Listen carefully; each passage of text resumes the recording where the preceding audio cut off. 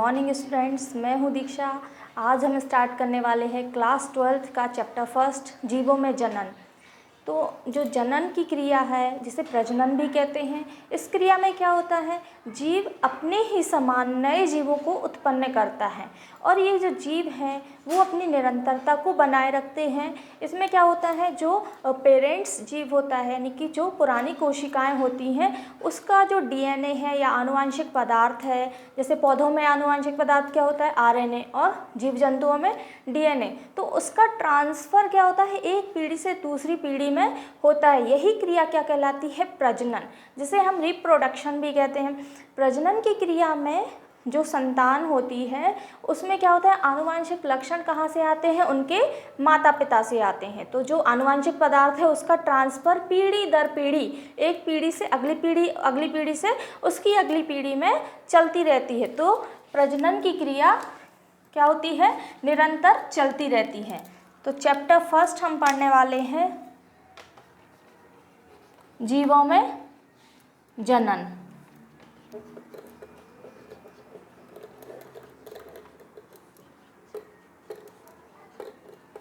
तो मैंने क्या बताया कि जनन की क्रिया कैसी होती है, यह निरंतर चलने वाली क्रिया है।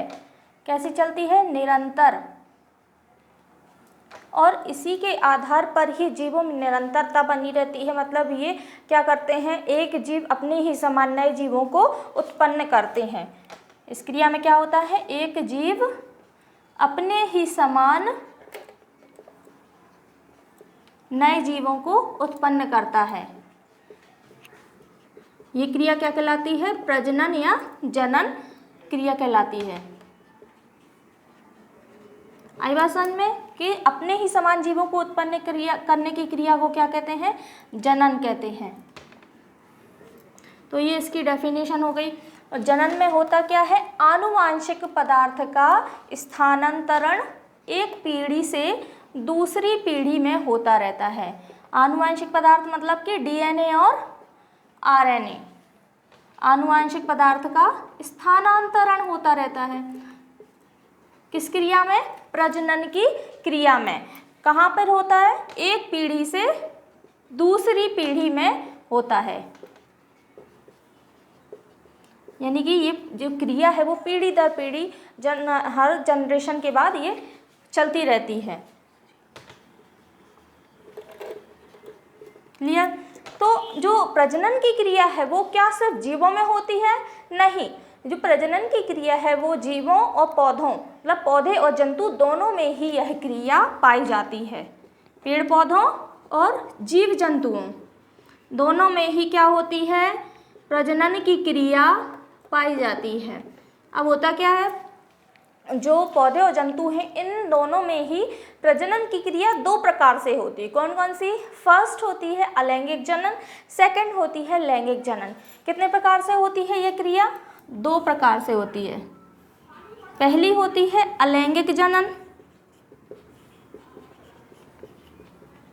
और दूसरी होती है लैंगिक जनन।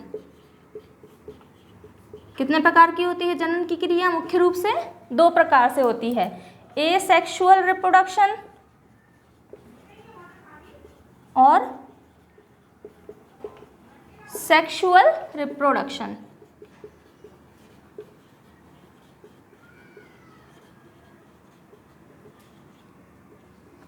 तो जो अलैंगिक जनन होता है वह क्रिया जिसमें केवल एक ही जनक यानी कि एक ही पेरेंट सेल की आवश्यकता होती है।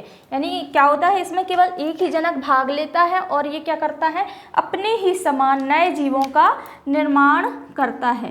इस क्रिया में क्या होता है, एक जनक की आवश्यकता होती है, यानी कि एक जनक के द्वारा ही एक क्या कर लेता है, जनन कर लेता है। और इसमें दो जनकों की आवश्यकता होती है, दो जनक यानी कि दो पेरेंट्स। दो पेरेंट्स कौन कौन से, पहला मेल और दूसरा फीमेल, है ना। लेकिन इसमें एक ही कोशिका क्या करती है, अपने ही समान नए जीव का निर्माण करती है। ये जो अपने समान नए जीव का निर्माण करती है, इसी जीव को कहते हैं क्लोन। क्लोन क्यों कहते हैं? क्योंकि इसकी जो संतानें हैं वो इसी के जैसी होती हैं, आकार में, आकृति में, स्वभाव में, आनुवंशिक पदार्थ में, हर चीज़ में क्या होती है? पेरेंट्स के समान होती है, इसलिए इसको क्या कहते हैं? क्लोन। जो अलैंगिक जनन है उसके द्वारा उत्पन्न होने वाली, ये क्वेश्चन आता है कि अलैंगिक जनन द्वारा उत्पन्न होने वाली संतानों को क्लोन क्यों कहा जाता है? क्यों कहा जाता है भाई? क्योंकि जो अलैंगिक जनन के द्वारा उत्पन्न संतानें हैं वो पेरेंट सेल के समान होती हैं। किसमें? आकृति में, रूप में, स्वरूप में, शेप में, साइज में और आनुवंशिक पदार्थ में भी। तो इनमें क्या होती? विभिन्नता नहीं होती, विभिन्नता नहीं होती, क्योंकि ये कैसी होती है? पेरेंट सेल के समान होती हैं। चलिए देखते हैं अलैंगिक जनन को। देखिए अलैंगिक जनन, इसमें क्या क्या होता है? अलैंगिक जनन में केवल एक ही जनक की आवश्यकता होती है, मतलब ये क्रिया किसके द्वारा होती है? केवल एक जनक के द्वारा कंप्लीट हो जाती है, संपन्न हो जाती है। इसमें मेल और फीमेल की आवश्यकता नहीं होती है। जो एक जनक होता है मेल और फीमेल दोनों की तरह कार्य करता है। ये जो क्रिया है ये समसूत्री या आसूत्री विभाजन के द्वारा होता है, समसूत्री या आसूत्री विभाजन के द्वारा संपन्न होती है। और इस क्रिया में केवल एक ही पेरेंट्स भाग लेता है, और एक ही पेरेंट्स क्या करता है? अपने ही समान बिल्कुल हूबहू अपने ही समान क्या करता है? संतति या संतान की उत्पत्ति करता है।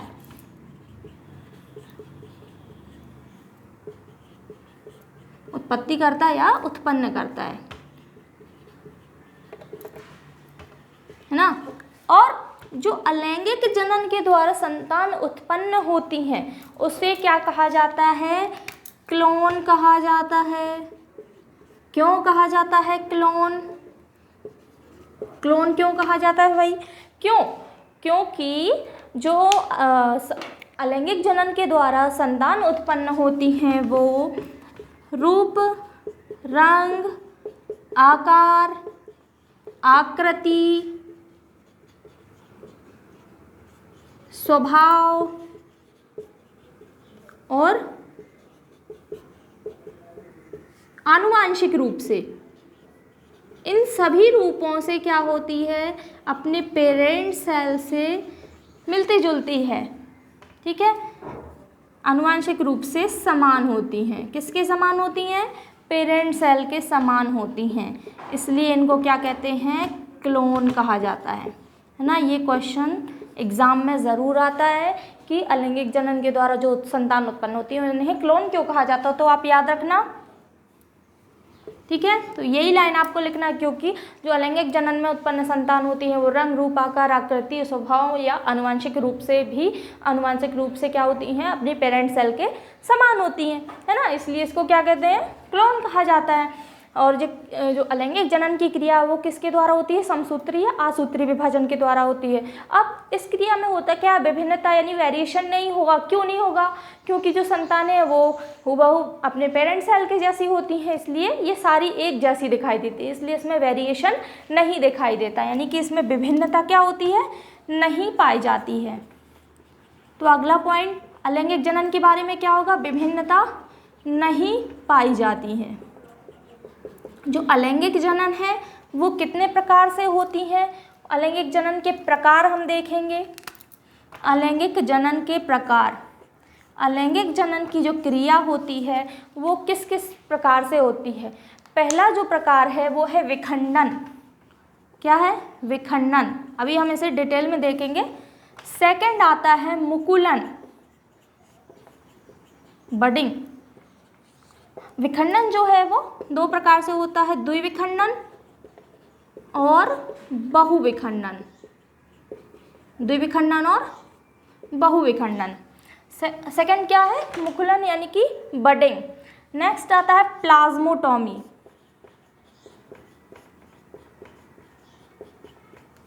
नेक्स्ट है गैम्यूल द्वारा। गैम्यूल द्वारा भी क्या होता है? अलैंगिक जनन की क्रिया होती है ना। और पुनरुत भवन। नेक्स्ट है बीजाणुओं के द्वारा। तो ये हो गए क्या? अलैंगिक जनन के प्रकार कितने प्रकार हो गए? विखंडन, मुकुलन, प्लाज्मोटोमी, गैम्यूल, पुनरुद्भवन और बीजाणु। इतने प्रकार से क्या होता है? अलैंगिक जनन जो क्रिया होती है, ठीक है ना। अब हम सबसे पहले देखेंगे विखंडन। विखंडन की क्रिया में क्या होता है? विखंडन मतलब कि डिवीज़न होता है। विखंडन में क्या होता है? कोई भी जो कोशिका है वो दो भागों में विभाजित हो जाती है, विखंडित हो जाती है। विखंडन मतलब कि टूटना, विखंडन मतलब कि टूटना। तो इस क्रिया में क्या होता है? जो कोशिका होती है, पेरेंट कोशिका होती है, वो एक कोशिका क्या होती है? दो भागों में विभाजित हो जाती है। कोशिका दो भागों में विभाजित हो जाती है। तो विखंडन की डेफिनेशन क्या होगी कि एक कोशिका दो भागों में विभाजित हो जाती है। For example amoeba. अमीबा में हम देखेंगे चित्र के थ्रू। अमीबा में क्या होता है? जैसे अमीबा का तो कोई निश्चित आकार होता नहीं है। ये है अमीबा, ये इसका क्या है? केंद्रक। यहाँ पे क्या भरा हुआ है? साइटोप्लाज्म यानी कोशिका द्रव्य। तो अमीबा क्या करता है? ये इसके जो सेल वॉल होती है ये बीच में से फोल्ड होने लगती है, खांच बनाने लगती है, और ये धीरे धीरे क्या करती है? मुड़ने लगती है और फिर दो भागों में विभाजित हो जाती है। ये जो अमीबा है, एक अमीबा की कोशिका वो क्या करती है? दो पुत्री कोशिकाओं का निर्माण कर लेती है। यहाँ पे क्या भर देते हैं? साइटोप्लाज्म। आप देख सकते हैं ये जो अमीबा है ये है मदर सेल।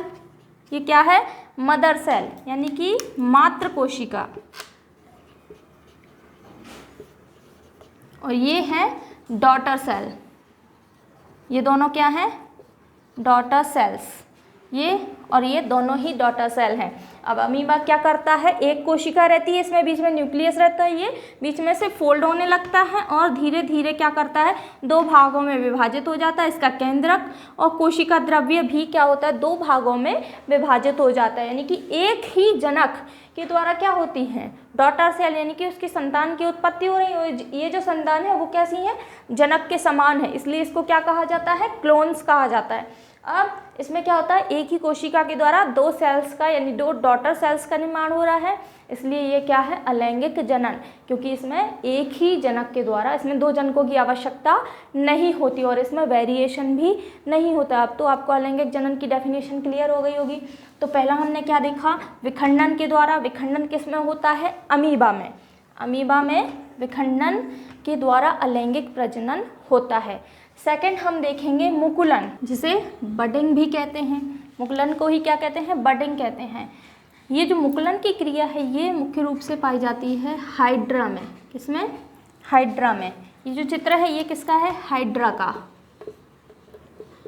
हाइड्रा मुकुलन में क्या होता है? मुकुलन की क्रिया, मुकुलन का मतलब होता है बडिंग।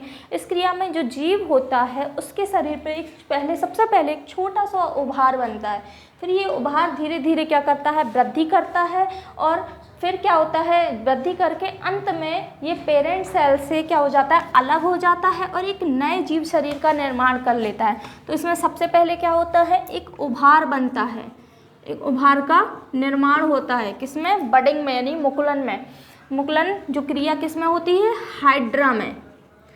यही उभार क्या करता है? धीरे धीरे वृद्धि करता है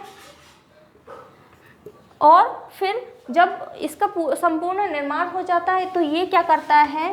पेरेंट सेल से अलग हो जाता है। ये क्या है? पेरेंट सेल यानी कि मातृ कोशिका, मदर सेल, और ये क्या है? Daughter cell. Daughter cell, daughter cell है या फिर न्यू हाइड्रा भी कह सकते हैं। ये जो हाइड्रा है ये नया हाइड्रा बना लेता है। ये जो बड है ये इनकम्प्लीट बड है। फिर धीरे धीरे बड क्या कर लेती है? हाइड्रा में फॉर्मेट हो जाती है, फॉर्मेशन करने लगती है। एक नए जीव में क्या करने लगती है? फॉर्मेशन करने लगती है और फिर फॉर्मेशन करके ये अपने शरीर में वृद्धि करने लगती है और फिर ये जो नया जो जीव बना है वो क्या होता है? पुरानी पेरेंट सेल से अलग हो जाता है और एक अपना नया जीवन यापन करता है। तो मुकुलन की क्रिया में क्या होता है, मैंने क्या बताया, सबसे पहले एक बड बनती है, यानी कि एक कलिका बनती है, फिर कलिका धीरे धीरे वृद्धि करती है और एक नए पूरे शरीर नए संपूर्ण जीव का निर्माण कर लेती है। यही जीव क्या होता है, मात्र कोशिका से अलग हो जाता है। नया जीव मात्र कोशिका से अलग होकर क्या करता है, जीवन यापन करने लगता है या फिर अलग हो जाता है और जीवन यापन करता है। तो मुकुलन बात समझ में आ रही है। मुकुलन बहुत कठिन नहीं है, ये चीज़ें बहुत सरल है। इसमें क्या होता है, जीव के शरीर में एक छोटी सी बड बनती है और यही बड धीरे धीरे क्या करने लगती है, वृद्धि करके एक नया जीव शरीर बना लेती है। और इसके पहले हमने क्या देखा था, विखंडन। विखंडन में क्या होता है, जीव विखंडित हो जाता है, दो भागों में विखंडित हो जाता है। मैंने क्या बताया था, हाँ ये बताना भूल गई, ये जो क्रिया है दो प्रकार से होती है। द्विविखंडन मतलब कि अमीबा में जो क्रिया होती है वो एक शरीर, एक जीव क्या बना लेता है, दो भागों में विभाजित होता है। लेकिन बहुविखंडन में क्या होता है, एक जीव कई भागों में विभाजित हो जाता है। बहुविखंडन बहुत सारे भागों में विभाजित हो जाता है। इसका एग्जाम्पल है प्लाज्मोडियम। जो प्लाज्मोडियम है वो हमारे ब्लड में जाकर के क्या करता है, मलेरिया फैलाता है और वहाँ पर ये कई स्पोर्स छोड़ देता है और बहुविखंडन का कार्य करता है ना। नेक्स्ट आता है प्लाज्मोटोमी। प्लाज्मोटोमी जो क्रिया है, प्लाज्मा, इसमें क्या होता है, प्लाज्मा का डिवीज़न होता है। जैसे एक कोशिका है, इसमें क्या भरा हुआ है, कोशिका द्रव्य यानी कि प्लाज्मा भरा हुआ है। यही प्लाज्मा क्या करता है, दो भागों में विभाजित हो जाता है और दो जीवों का निर्माण करता है। प्लाज्मोटोमी कहलाती है। ये क्या कहलाती है, प्लाज्मोटोमी। जो प्लाज्मोटोमी होती है वो पाई जाती है पॉलीमिक्सा में। किसमें, पॉलीमिक्सा में। अब हम देखेंगे इसके बाद गैम्यूल। गैम्यूल का मतलब होती है गोलाकार सेल्स। कैसे, गोलाकार सेल्स। इसमें क्या होता है, जो पेरेंट सेल हैं उनकी कोशिकाएं गोलाकार कोशिकाओं के रूप में, जैसे ये कोशिकाएं, तो यहाँ से कई गैम्यूल्स निकल जाते हैं और ये जो गैम्यूल्स है एक नए जीव या नए पौधे का निर्माण कर लेती हैं। तो ये क्या करती है, पेरेंट सेल से कई गोलाकार सेल्स निकलती हैं और क्या करती हैं, एक नए जीव शरीर का निर्माण कर लेती हैं। जो गैम्यूल है वो किसमें पाई जाती है, इसका एग्जाम्पल क्या है गैम्यूल का, स्पॉन्जिला। यहाँ पे लिख दे रही हूँ, स्पॉन्जिला किसका एग्जाम्पल है, गैम्यूल का, है ना। नेक्स्ट आता है पुनरुद्भवन। हाँ भाई ये देखना, रीजनरेशन। पुनरुद्भवन का मतलब होता है किसी भी टूटे, जैसे छिपकली में आपने देखा होगा उसकी पूंछ कट जाती है तो क्या होता है, वापस से कुछ समय बाद पूंछ फिर से आ जाती है, तो उसमें पुनरुद्भवन की क्रिया होती है ना। लेकिन उसके एक विशेष भाग में होती है, यानी कि पूंछ में ही यह क्रिया पाई जाती है। लेकिन कुछ ऐसे जीव होते हैं, जलीय जीव, जिसका कोई भी भाग यदि कट जाता है तो एक पूरे नए जीव शरीर का निर्माण कर लेता है। यानी कि जैसे एक जीव है, उसका हाथ कट गया या कोई भी भाग कट गया, तो वो जो कटा हुआ भाग है वो पूरे शरीर का निर्माण कर लेता है। वहाँ से एक, उसी भाग से एक नए जीव का निर्माण हो जाता है, तो उसे हम कहते हैं पुनरुद्भवन। और ये जो पुनरुद्भवन की क्रिया है मुख्य रूप से प्लेनेरिया में पाई जाती है। किसमें पाई जाती है, प्लेनेरिया में। पुनरुद्भवन का एग्जाम्पल क्या हो जाएगा, सॉरी यहाँ पे लिख दे रही हूँ, प्लेनेरिया। ये किसका है, पुनरुद्भवन।